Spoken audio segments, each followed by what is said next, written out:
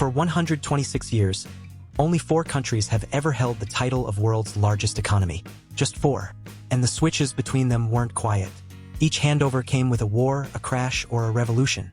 Empires fell. Currencies collapsed. Tens of millions died while the GDP rankings quietly rewrote themselves in the background. In the next 10 minutes, we're going to walk through every single year from 1900 to 2026. You'll see Britain lose an empire.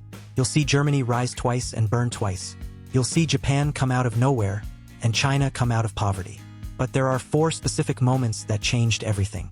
4 years where the entire global order tilted on a single decision. Most people can't name even 2 of them. By the end of this video, you'll know all 4, and you'll see the 5th one coming before it hits. It's January 1900. Queen Victoria is still alive. Cars are toys for the rich. And the United States has just quietly passed the United Kingdom to become the largest economy on Earth. Number 1 is America. Number 2 is Britain, sitting on a quarter of the planet's land. Number 3 is the German Empire, and Germany is angry about it. Andrew Carnegie sells his steel company in 1901 for $480 million. Adjusted for today, that's roughly the GDP of a small country paid to one man in cash. 2 years later, Henry Ford founds his motor company. By 1913, his assembly line is spitting out a Model T every 93 seconds. America isn't just rich. It's becoming a different kind of rich. Then 1914 happens.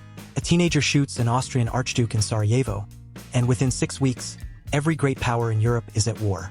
Germany, the 3rd largest economy in the world, throws everything into the fight. For years later, it's lost. The German economy contracts by roughly 25 to 30%.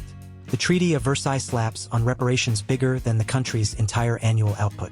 Meanwhile, America gets richer, way richer. The 1920s in the US look like a fever dream. Electricity in every home, radios, refrigerators. The stock market triples in 5 years. By 1929, the American economy is the largest in the world by far, producing more than Britain, France, and Germany combined. The dollar is king. Wall Street is king. The party feels like it'll never end. It's October 1929. Wall Street is in panic. On a single day, October 24th, the market loses 11% before lunch. Within 4 years, US GDP collapses by nearly 30%. 1 in 4 American workers has no job. Banks go under by the thousand. The richest economy in human history just punched itself in the face. While America bleeds, 2 other men are watching. In Moscow, Stalin is force-marching the Soviet Union through industrialization, killing millions in the process but building factories at a pace nobody has ever seen. In Berlin, a failed painter named Hitler takes power in 1933. By 1943 to 1944, Nazi Germany hits its economic peak, fueled by slave labor and stolen industry from across occupied Europe. And then, on a quiet Sunday morning in December 1941, 353 Japanese planes appear over Pearl Harbor, and the entire global economy is about to be rebuilt from scratch by the country with the deepest pockets. World War II ends in 1945 with 2 cities vaporized and Europe in ruins.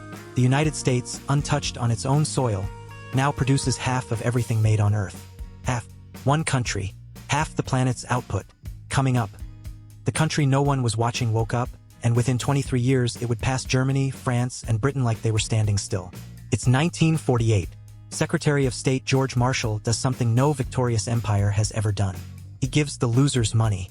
$13 billion flows into Western Europe and Japan, the equivalent of about $170 billion today. The goal isn't charity. It's to build customers who can afford American products and allies who'll stand against the Soviets. In 1957, the Soviets launch Sputnik, a beach ball-sized satellite beeping over American skies. The US panics. Defense spending explodes. NASA is born. 12 years later, in July 1969, Neil Armstrong steps onto the moon, and the Cold War's economic logic is set. Whoever spends more, innovates more, wins. But the real story of the 1960s isn't America versus Russia. It's Japan.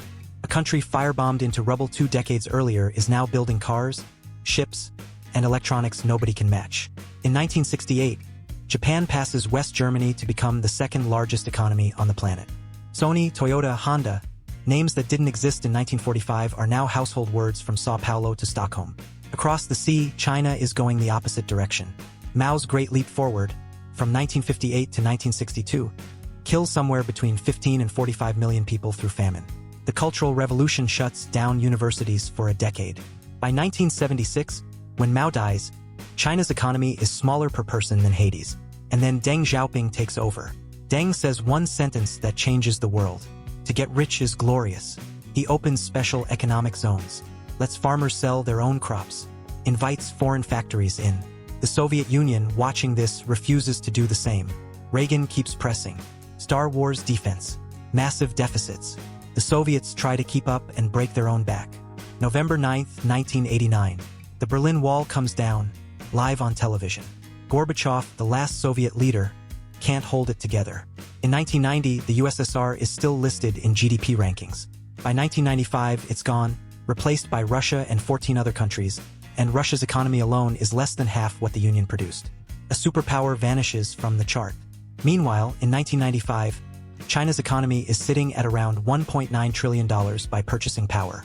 Smaller than Japan, smaller than Germany, and about to do something nobody alive had ever seen. Because the country that was poorer than Haiti in 1976 is about to become the factory of the world, and the United States is going to hand them the keys. December 11, 2001. 3 months after September 11th, while America is looking at Afghanistan, China joins the World Trade Organization. Tariffs drop, factories move. Within 7 years, China's GDP triples. Shanghai's skyline grows faster than any city in human history. Shenzhen goes from fishing village to 17 million people.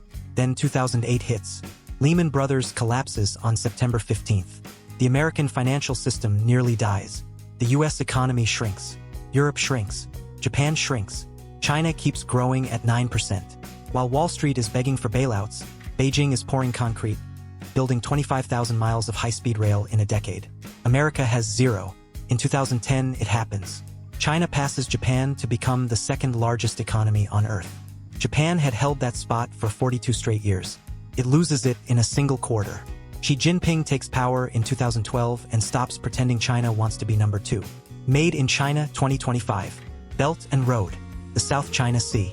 Then 2020. COVID hits. Every major economy on Earth contracts. Every single one. Except China, which posts plus 2.3% growth that year, the only major economy in the green. And here's where the chart you're watching gets controversial.